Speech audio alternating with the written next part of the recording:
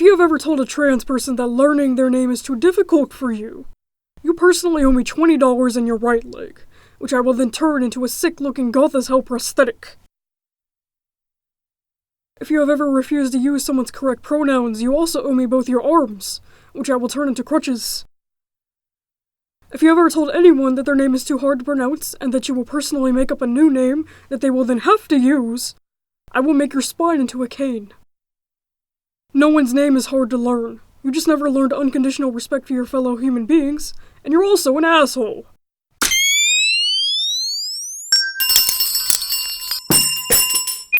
Microaggressions are the overpriced health food version of a burlap sack full of apricot pits.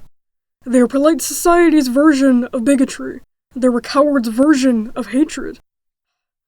A microaggression is an indirect, subtle, or unconscious type of discrimination against members of a marginalized group. It can be something someone said, a kink in procedures, a subtle bias in enforcing certain rules, etc. Think dress codes, which are a pretty universal example of this. In some schools, girls have to kneel on the floor for an administrator to measure the length between their skirts and the floor. Black women's hair is policed in professional workspaces, and trans people still get fired for cross-dressing. Now, I am a transgender man. I am queer. I am disabled. But I'm also lily-ass white, and so I needed someone to sit down with me and explain their perspective on this experience, because it's not one and done. You can't walk up to an East Valley gay and ask, hey, what's up with that? And have a good explanation for it. It's not a universal experience, it's just a universal frustration. Which is why we need to talk about it, I think. Because you can throw the term around as much as you want, but that doesn't mean anyone actually knows how it feels until someone sits down. I sat down with Jasmine McCarroll to talk about our personal experiences.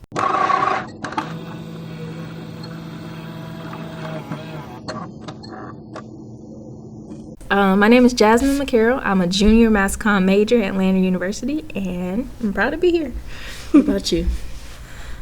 I'm Abram Thrasher. Mm-hmm. I'm the host of this podcast. All right, cool beans. Would you like to talk a little bit about microaggressions that you've experienced since you've been at Lander? Jesus. Lander, so far, I haven't really experienced any microaggression at Lander, but I'll tell you some microaggression examples I've experienced in high school. Now, I grew up kind of in an environment at my school where if you didn't look a certain type of way, you were kind of ridiculed, or you didn't get certain positions at school, like in Student Government Association and all that type of stuff. And me, I'm just the type of person that if it fits, I'm gonna wear it, and if you don't like it, then screw you. But there was a situation where I was trying to run for Student Government Association, and someone of higher authority came up to me and was just saying, like, you know, people in the position that you were running for, they have a clean-cut image, and you have an afro, and that's not clean-cut. So it was very disturbing to me. I didn't run. I was very discouraged, and I was very kind of self-conscious of how I would look, and I didn't want the school to look bad. But I did face that in high school, and even in graduation, I did face that as well, to the point where I thought, like, straightening my hair and protective styles was the only way to be beautiful, until I really got here and I saw that a lot of people kind of own their stuff regardless of how people look. And the organizations and clubs and student governments that we do have here, we have so many different varieties of people, no matter if people are, you know, microaggressing their kind of like opinions onto you. And it's basically kind of like, when people do that, I feel like it's some type of either insecurity that they have or some type of hatred that they have, and they're imposing it onto you to change something about yourself. So I kind of got into the mindset, I cannot let people that don't know anything about me have an having an opinion about me. So, yeah, that was a lot, but yeah, that was my experience. What about you? Have you ever experienced that here? Yes and no. Okay. Lander has been a more accepting environment for me than high school also. Mm-hmm. I dropped out of Student Government Association. Oh, really? Yeah. I'm from a poorer background, and schools here are kind of split between one side of town and the other. Mm-hmm. And I went to the nicer side of town because I went to the STEM school, and I got in on that. And there was always, like, kids in Southern McMansions, and I grew up in a trailer park. So it was kind of hard to compete with that when they can shell out $200 to, like, campaign. Yeah. And they can pay to just do things for homecoming, and I couldn't do that. Plus also, like, just obnoxious people. Honestly, just obnoxious people. My school was definitely that. And I grew up in an environment, and it wasn't just like, white people or any other type of races that kind of impose their microaggression onto minorities like myself. It was kind of minorities imposing their own microaggressions onto other minorities. When the natural trend came out, maybe in 2015 or 2016, I think. Yeah. Maybe around that. And that's when girls were really just starting to embrace their naturalness, embrace their beauty, embrace everything that embodies them. And when I came out as natural, I got ridiculed from parents, my community, because, when you're straight, when you have your hair straight, people think you're more prettier. Yeah.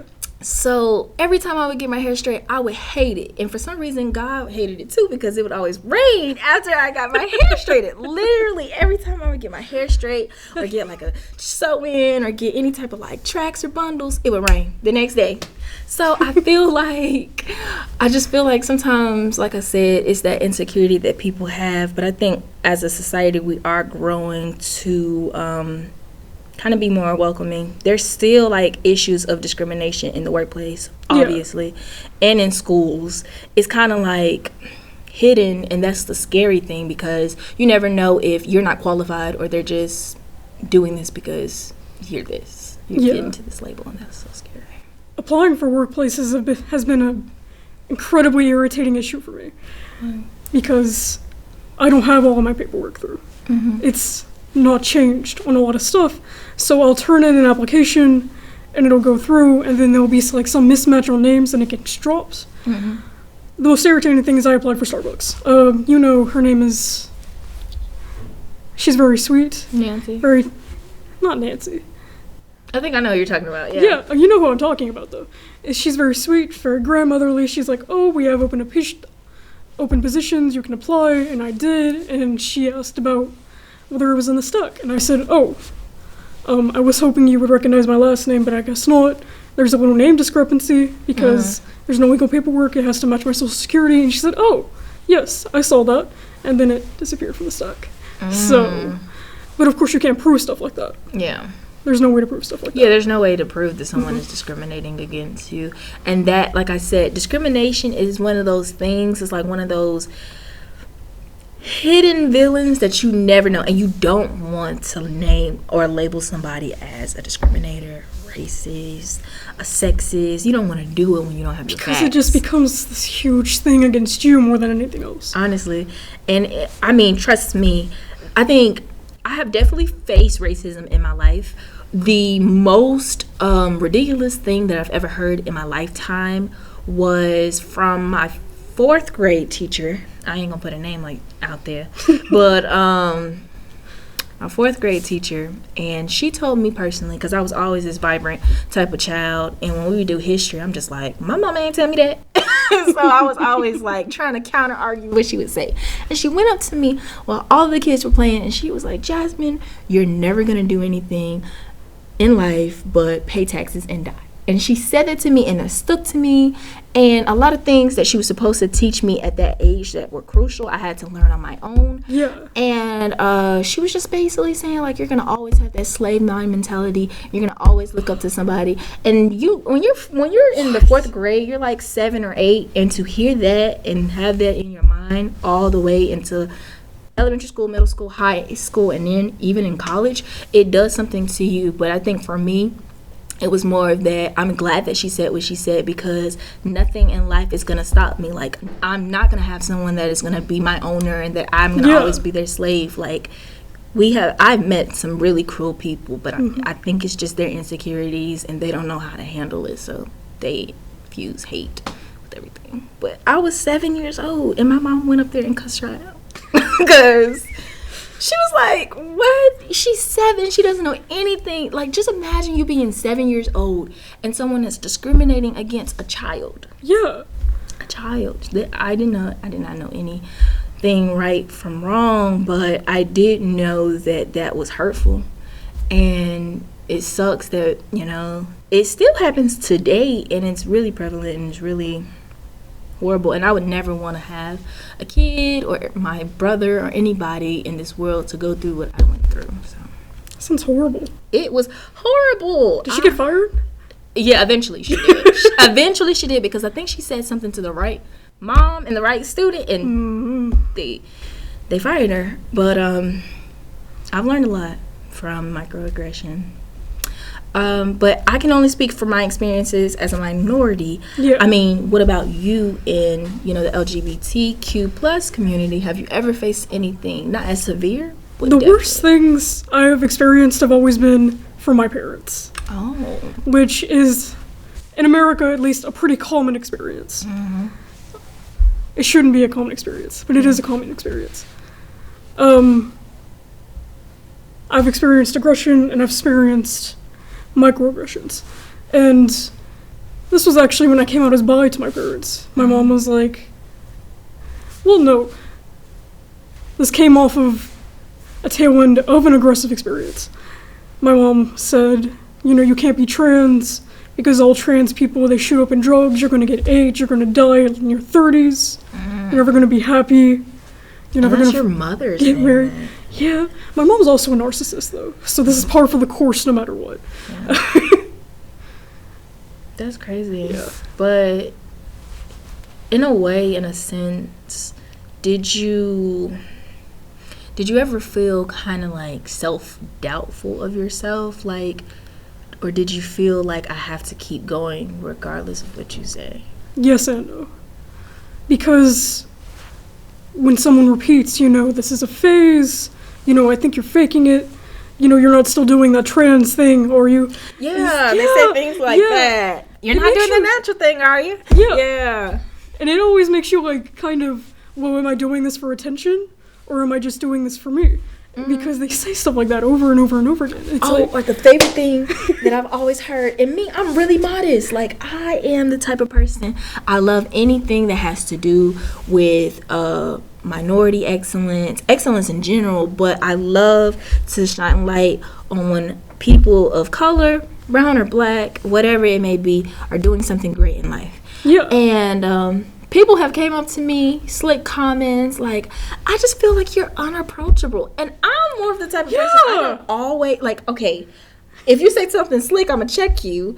But I don't always prance around with my black power pride. I don't do that. But some people come up to me and they feel like I'm very unapproachable, and I smother them with my blackness, and that's not how it is. Like, I'm not walking around saying that if you don't believe in black excellence, then you can't be my friend. But the people that do feel that way, then maybe you shouldn't be by me.